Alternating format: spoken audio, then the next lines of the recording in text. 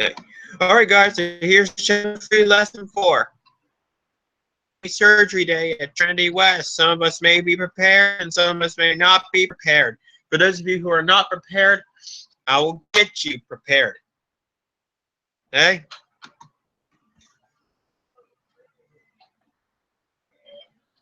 All right. Okay. So let's see here. It's on. All right.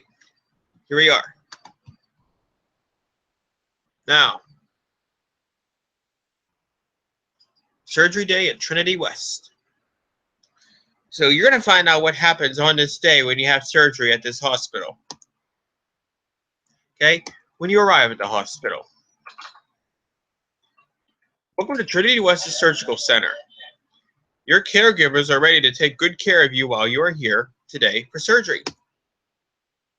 When you arrive at Trinity West, be sure to park out back where the outpatient and emergency area is. When you enter the emergency room, you'll go to the admission desk and check in. The admission desk. Do you guys see where the registration sign is on top of that, behind that window over there? Okay, if you can see that sign, then you know that that's where you check in for surgery. Okay? Your mom and dad's gonna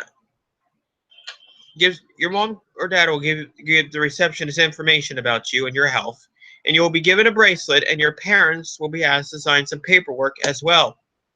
Okay? All right. So then after going there, you'll be going to the ambulatory same-day unit. Once you have checked in, you will go down the hallway to the ASDU and pick up the phone so the nurse can let you in. When you go back to the ASDU, you will go to one of the bays, just like in the emergency room, and have your vitals taken. We all know our vitals are blood pressure, temperature, heart rate, and breathing, and maybe even your height and weight. You're going to be asked to change into a gown because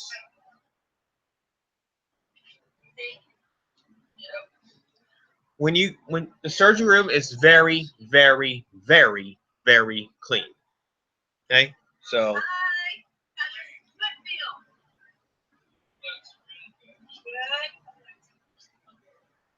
you gotta put on a gown and take all of your socks and shoes off.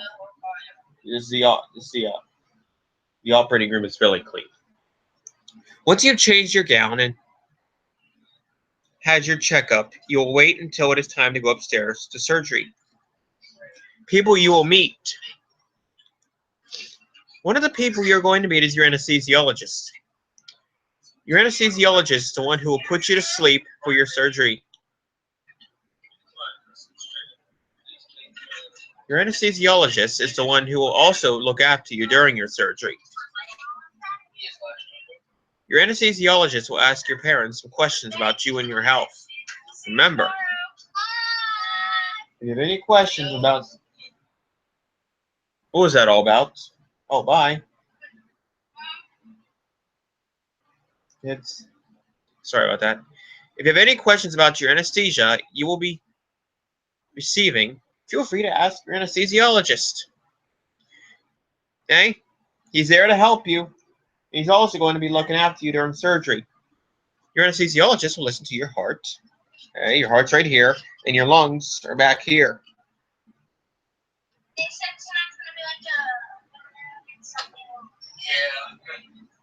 Okay? Another person you will meet is your operating room nurse. Your operating room nurse will be taking good care of you while you're in the operating room having your surgery. Remember to ask any questions that you may have. Don't wait until it is time for surgery. Okay? Because once you're in the surgery room, you're getting these monitors put on, you're getting put to sleep, and your surgery begins. Okay, once you have met your anesthesiologist and operating room nurse, your doctor is going to come in and see you and your family. Your doctor may give you a brief checkup. Your parents are going to sign some papers before you go upstairs to surgery. Remember to ask your doctor any questions you may have about your surgery. Because remember, your doctor, all of your caregivers are there to help you feel better. Right? Jonathan, who are you talking to? Just talking to my mom. Are you going on a field trip?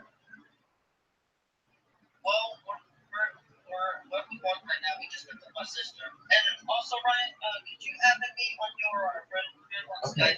Okay, I'll do that, Jonathan. I'll get right to that as soon as this live stream's over, okay? Yeah, sure thing. Okay? Alright, numbing cream. Your SD nurse, same day nurse, will come in and put a special numbing cream on the back of your hand. And this is because this numbing cream will make it to where it won't hurt when they put your IV in. Okay? Your skin's going to be completely frozen once the numbing cream is put on. So, if your skin's frozen, will you be able to feel the needle as it's going in your IV? No. Okay? There may be a small poke, but it won't last long, trust me. And your ST nurse will then put some special tape over your hand so that the numbing cream won't wear off. So, the tape goes over with the numbing cream. Okay? Right? And then that's it. Right? That's it. Okay? And now I think it's time to go upstairs to the holding area. Okay? Now it's time to go upstairs. An escort is going to come and give you a ride up to the 3rd floor. Okay? So, Jonathan, are we ready to go to the 3rd floor now? Hey, here we go to the 3rd floor. Here we go. Beep, beep, beep, beep, beep. Now we're going on an elevator to the 3rd floor.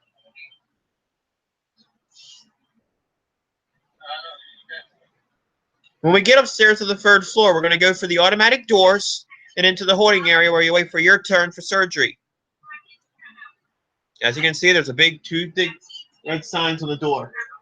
So, okay, the holding area. Listen, please.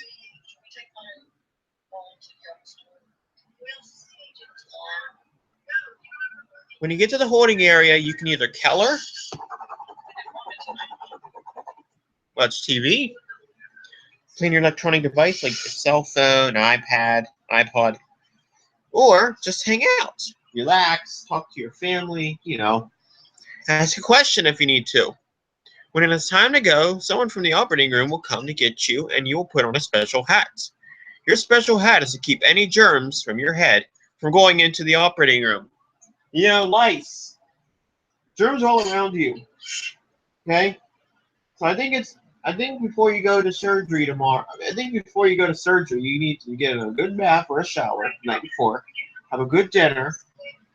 Okay?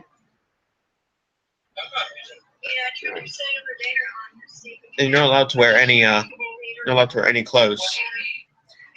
You can only wear a gown, that's it. Maybe some hospital socks. And you have to wear a hat too before you go into the operating room. The operating room, and the reason why you have to wear this special hat is because the operating room is very, very sterile, which means it's really clean. Your parents may have a quick prayer with you before you go. When you wake up, you can be in the recovery room on the same floor.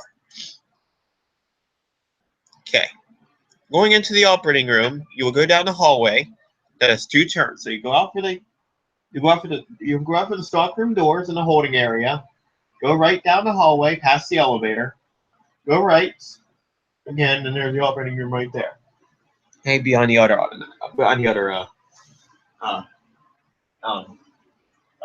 those stockroom doors.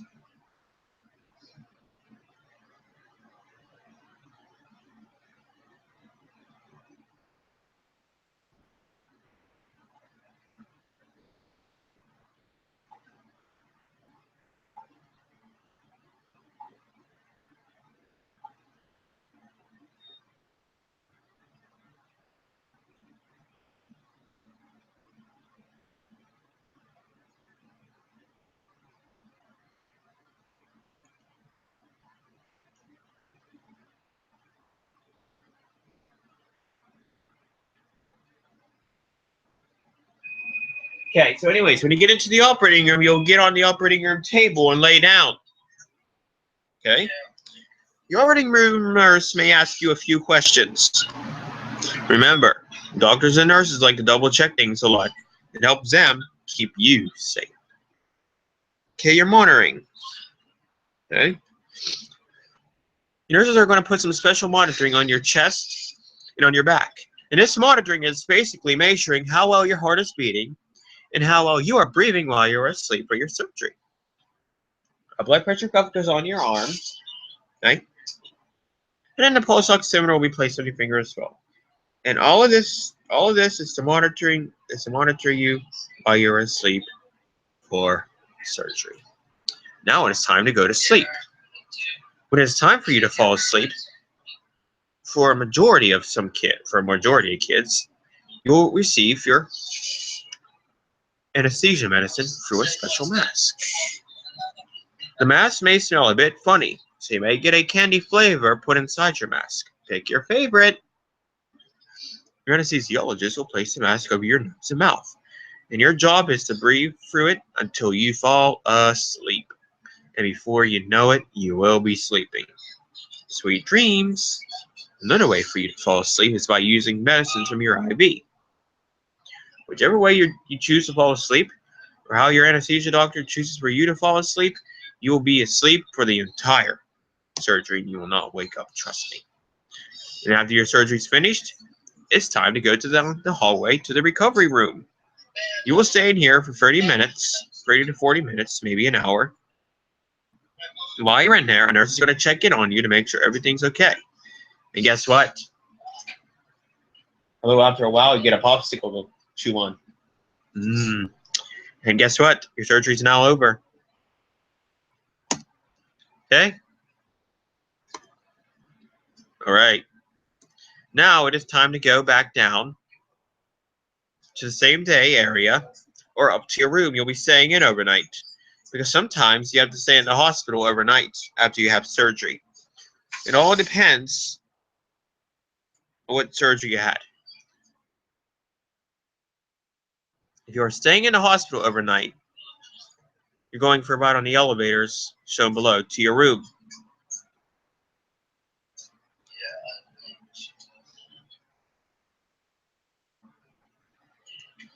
You wouldn't go back on that elevator you came up on for surgery. And which elevator you take is the one that you're always in good hands and being taken good care of from further points. So make sure to get to your hospital room, stay safe and strong, and enjoy your night at the hospital. When it's time to go home, you will have your IV taken out. You may change into your regular clothes. Your parents are then going to sign some papers and be given instructions on what you need to do after you leave the hospital. So remember, okay, that's it, right? It is never too late to ask any of your caregivers any questions you may have. Well, that's all for today. Thanks for choosing to watch this live stream about your surgery day at Trinity West Medical Center. See you soon. Bye. Hey, now I have some questions. Who are the people you will meet before you have surgery? Anesthesiologist, operating room nurse, and your surgeon. What are the 2 ways that you will fall asleep? What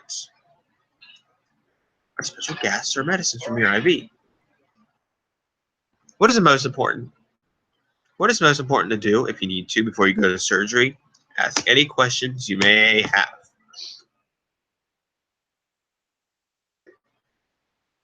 All right, what have we learned in this lesson? We learned about surgery at Trinity West, your day of surgery. On lesson 5, would it be helpful to use all the notes and pictures of this lesson?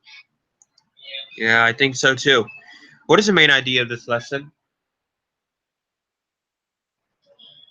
Surgery day. Okay?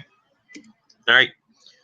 All right, in lesson 5, we're going to be learning about having a heart catheterization at Trinity Medical Center West's Heart Center. So it's going to be a little different than having surgery, but it's going to work the same way as anesthesia. Keep that in mind. Okay? All right.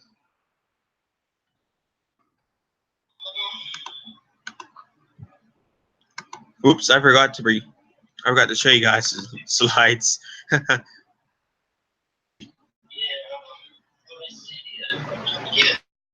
The slides.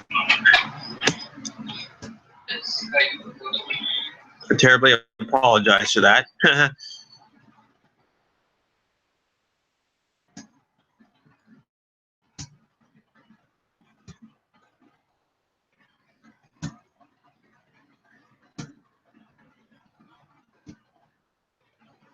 You can pause each one.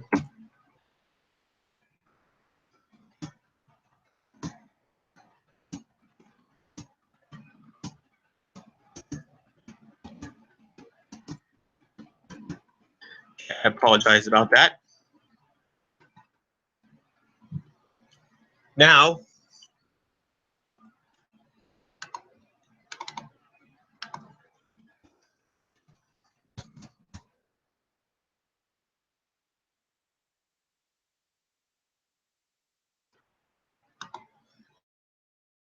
let's chapter free. Lesson free, really quick. All right. And again, I terribly apologize for that. Next time I'll you're in chapter 3, right? Lesson 3, right? Learned about the elevators of Trinity West, and then we learned about the elevators of Trinity East in lesson 1. Lessons 1 to 4, we're all good. So, all right. So I think that's going to be it for this live stream. Okay, I hope you guys enjoyed this little brief surgery at Trinity Medical Center West. And we are out. And be sure to subscribe to Toronto Elevators. Like.